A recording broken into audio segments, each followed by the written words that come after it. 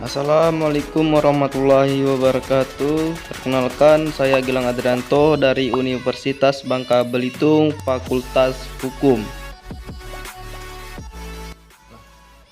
Pada video kali ini saya akan menjelaskan asas teritorial di dalam sebuah negara, khususnya negara Indonesia.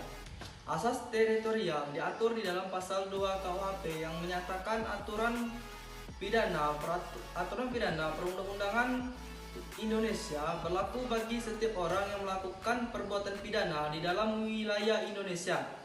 Asas teritorial ini berarti bahwa peraturan perundang-undangan hukum pidana berlaku bagi semua orang yang melakukan perbuatan pidana di dalam wilayah negara, baik sebagai warga negara asing maupun sebagai warga negara sendiri.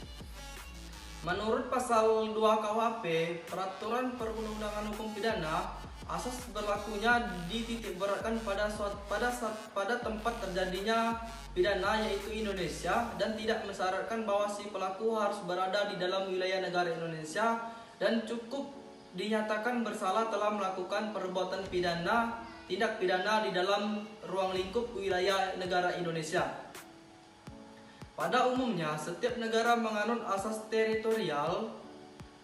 Mengutip pendapat dari Beljatno, asas teritorial peraturan perundang-undangan hukum pidana berlaku bagi semua orang yang melakukan perbuatan pidana di dalam wilayah negara, baik sebagai warga negara maupun sebagai warga negara asing. Pula Benhemal mengatakan, peraturan hukum pidana suatu negara menguasai semua perbuatan yang dilakukan di batas negara yang tidak tergantung pada prinsip kewarganegaraan pelaku atau kepentingan hukum yang diserang.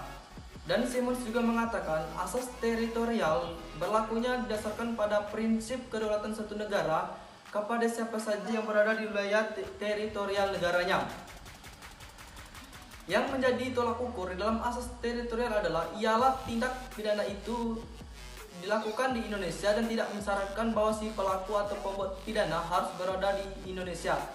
Asas teritorial menentukan batas wilayah ke dalam ruang lingkup. Yang pertama ada lautan, yang kedua ada daratan, yang ketiga ada udara, daratan dan lautan.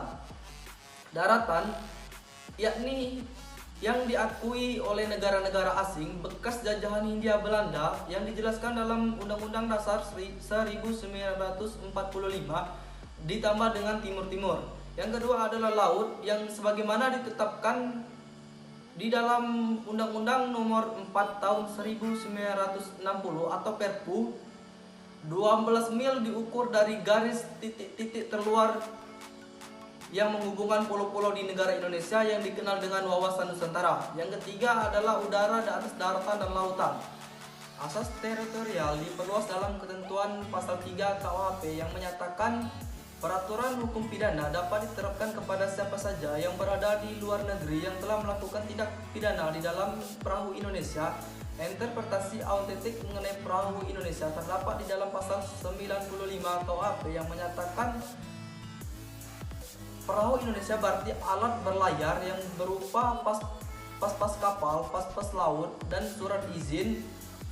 Berarti di sini harus diperlengkapi dengan surat-surat laut, surat-surat kapal atau pas-pas kapal atau surat izin sementara. Menurut saya, asas teritorial ini sangatlah penting di dalam sebuah negara karena menyangkut dan menentukan batas-batas wilayah negara.